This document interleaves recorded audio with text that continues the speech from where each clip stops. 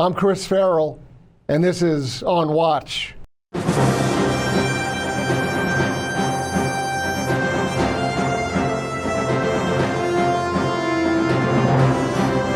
Welcome to On Watch, everybody, the Judicial Watch podcast, where we go behind the headlines to cover news and information the mainstream media probably doesn't want you to know about.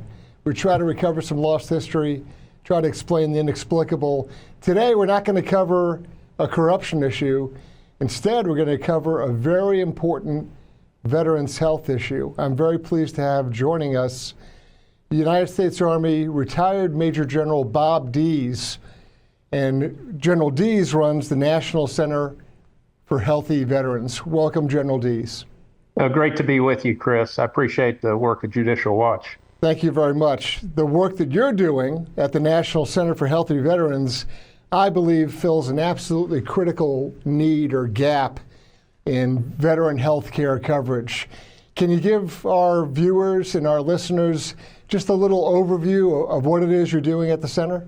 Sure. As we discussed, may I do a 90-second video? Please do. And then we'll dive in here. What we do has ripples across eternity.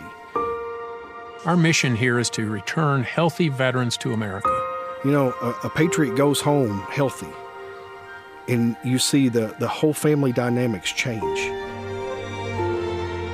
We partner with this organization right here is going to make a huge difference in these veterans' lives and their families and what they do when they go back into society. And we get to be a little part of that. That is the coolest thing I've ever done in my life, just to be a little part of that. When I leave here, I'll be returning back to Bedford County. I have a house there, and I'll probably be going back to school.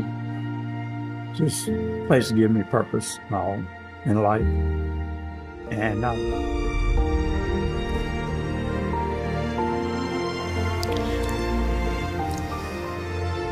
Our mantra is returning healthy veterans to America. We want them to go be part of America because America needs our veterans now more than ever before.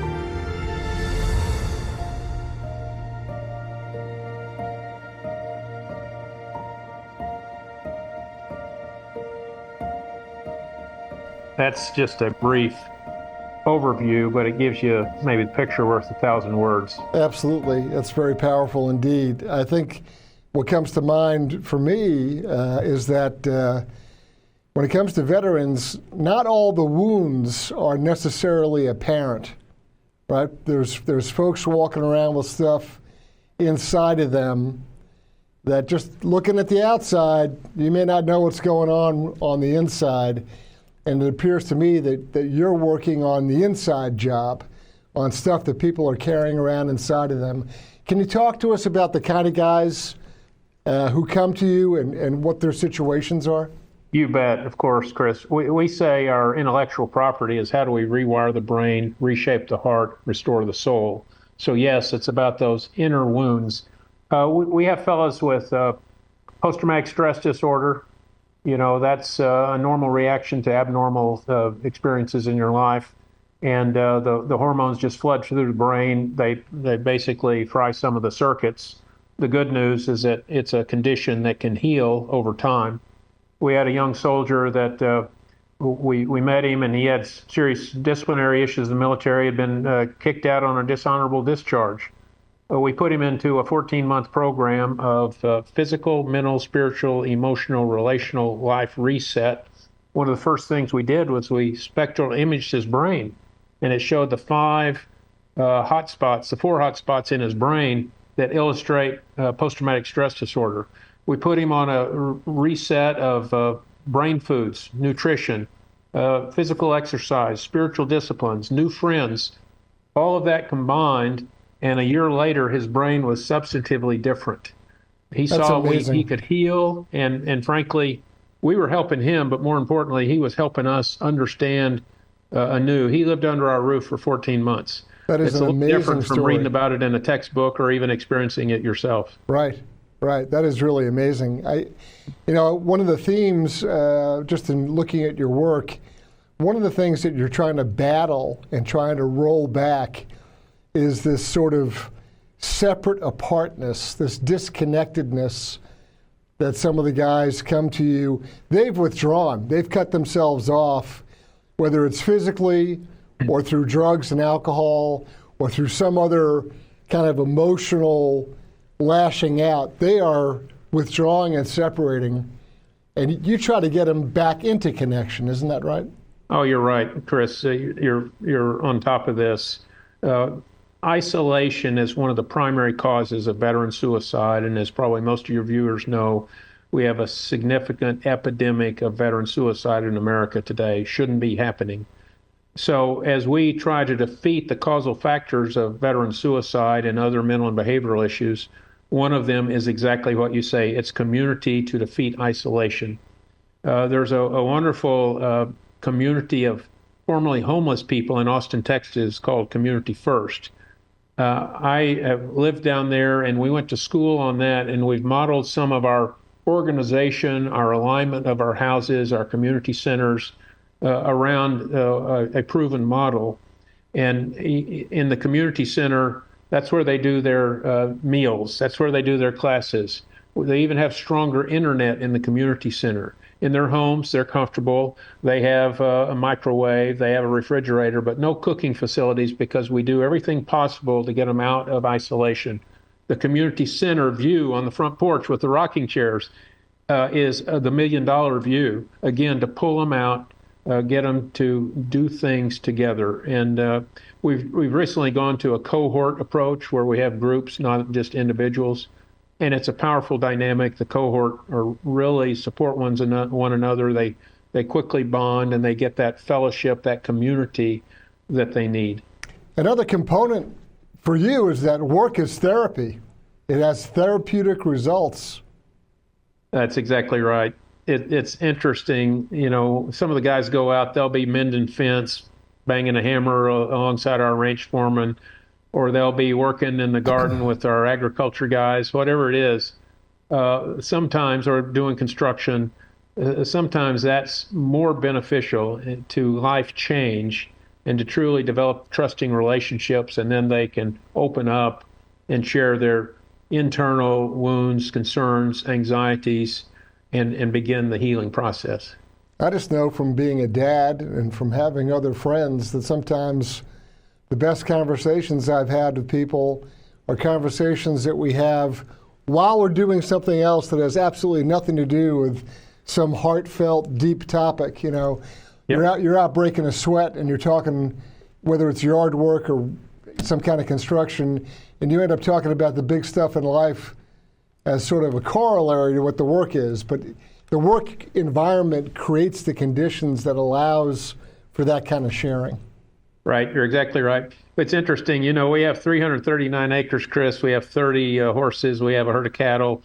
We have 300 egg-laying chickens give us 80 dozen eggs a week. There's plenty of dignified work. Yeah. And you're exactly right. Many times in the course of that work, they really open up. We've seen a lot of life change. So give us an idea of your facilities, not just, you know, generally the location, but also, you know, you mentioned the acreage and the fact that it's a ranch farm type environment, but give us kind of an overview of the facilities that your organization runs. Right, you bet. Well, starting with our location, we're 12 miles south of Liberty University in Lynchburg, Virginia. I once was a vice president at Liberty University, so I recognized the DNA, spiritual DNA, and then the military patriotic DNA that was perfect. And so when I selected a place, I drew a circle around Liberty and then started looking for it. So we're close to Liberty. We have a lot of staff and faculty expertise, volunteer support. And then we're in a wonderful community, very supportive. So that's a very nice location for us. Internal, we have a large barn complex. It has a 14,000 square foot indoor riding arena. Wow. We do horsemanship in there. We do equine therapy in there. We have a number of stalls and external paddocks for the horses. And so we're a first class equine facility, but we do houses and horses. But as I said, that's not what it's all about. It's about the inner man. And then as part of our platform, we have developed the first village is 19 homes with a community center. That village is full now. and we have a waiting list for our September classes of 8. We'll be graduating 4 or 5 in September, and we'll squeak in as many as we can into the village. Some may still have to wait until the next cohort. A cohort starts every 4 months. We're a 9-month residential program. And then we've already started construction on a second village. That's great. That's good news. And well, that's 25 homes, new community center. Obviously, we're stretching, but our first veteran who was suicidal lived in a horse stall because we didn't have any houses. We've made a lot of progress in the last 3.5 years, but the bottom line, there's still people out there that need what we have. We don't have enough capacity. So we're really pressing into getting that second village in place. And then the next capital project is a Healthy Veteran Lodge. Because, Chris, you may not know, but one half of our referrals are women, and mostly with military sexual trauma. Right. It's a different model, but they need help. Yep. We've got the expertise. We just need the facility. And so we're building a lodge complex, part of which can focus on developing a women's program, different context, different level of security, privacy, and so forth. Certainly, yeah. That's a whole different, it's an entirely different problem set that you've got to solve for. And it is a very grave, very serious problem that needs to be addressed, so I'm glad you're doing it. Give us an idea of your staff. You must have quite a collection of people on staff to run this. Well, we do. It's interesting. Seems like God provides the staff we need when we need them. The diversity of them is we have a licensed professional counselor. Under him, he supervises a resident counselor who just needs more hours around the track to get their own licensure. Right. And then we have 3 doctoral students from Liberty University, all doing different types of research. And that's part of our veteran care organization. That's the Patriot Care. Patriot Life is the missionals. We have missionals that live 24 hours a day. There's about 8 of those that work on a rotational basis. They do life. Oftentimes they're retired senior enlisted that has a strong spiritual and just street smart about them. Those are maybe sergeant majors, first sergeant types. Right. And then we have our barn and ranch operation with a barn manager, equine therapy. We have 5 equine therapists now.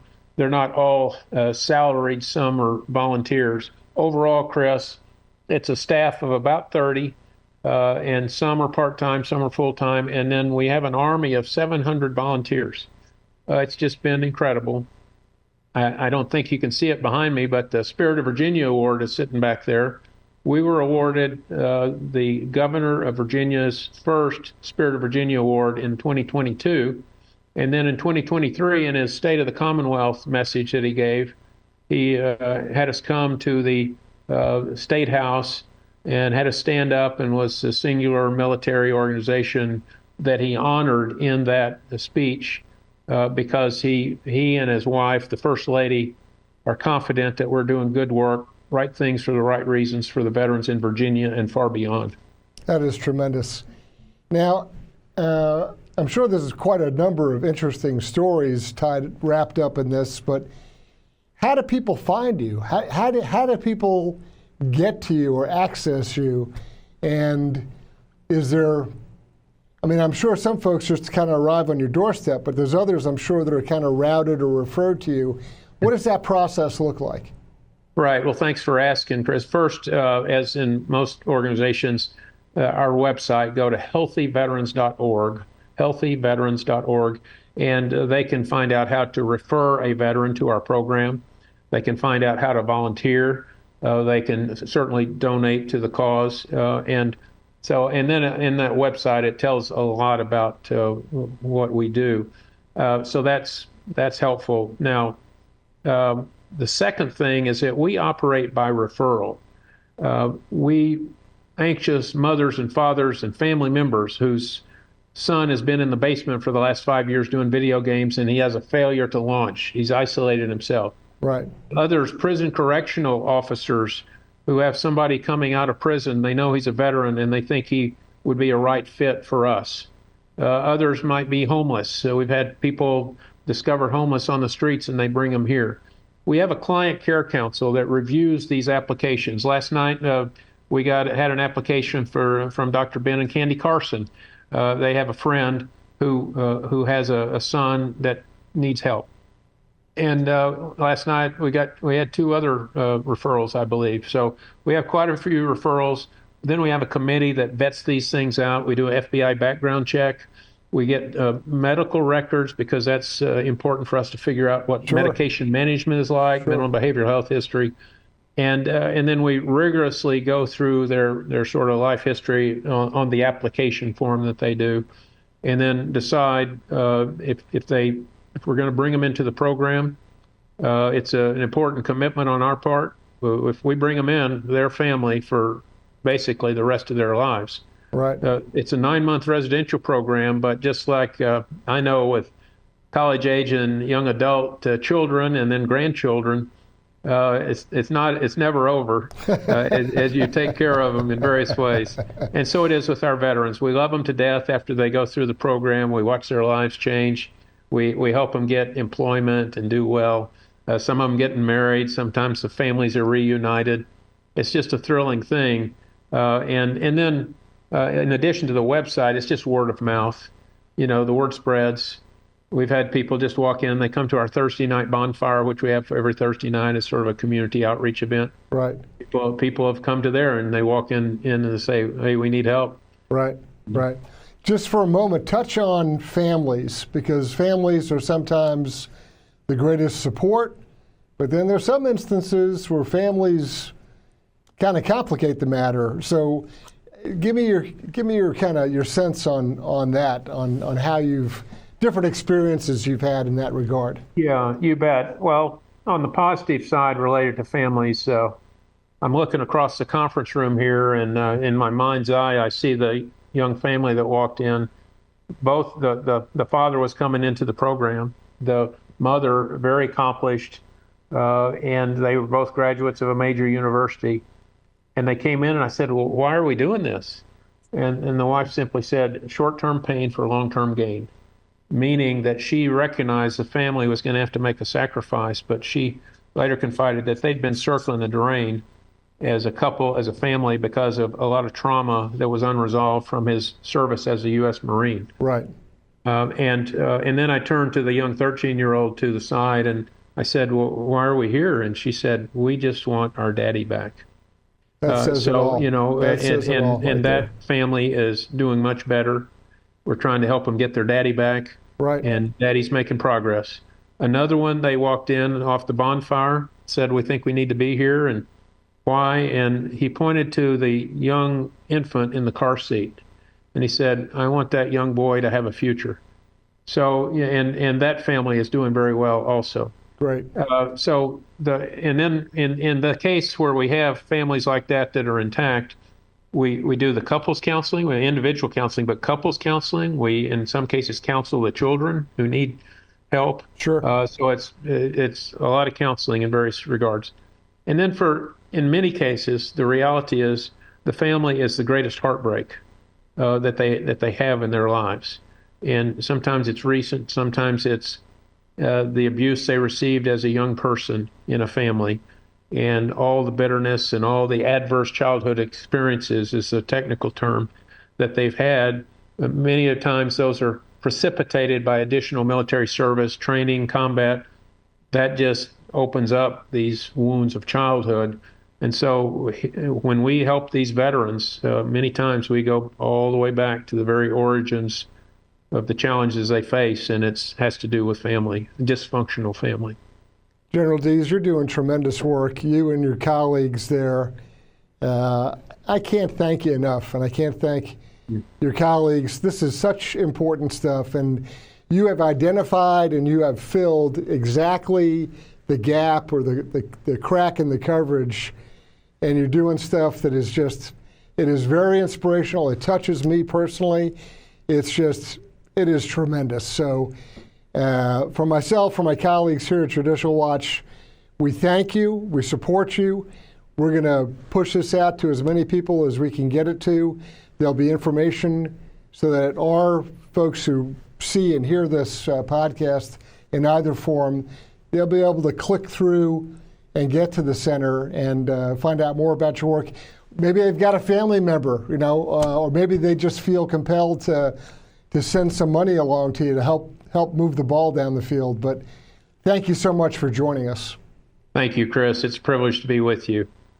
Major General Bob Dees, the leader, the founder of National Center for Healthy Veterans. If you don't know about the organization, you need to hit the pause button, get online, see what they're up to, and support them. Thank you for listening and for viewing this week. I'm Chris Farrell on Watch.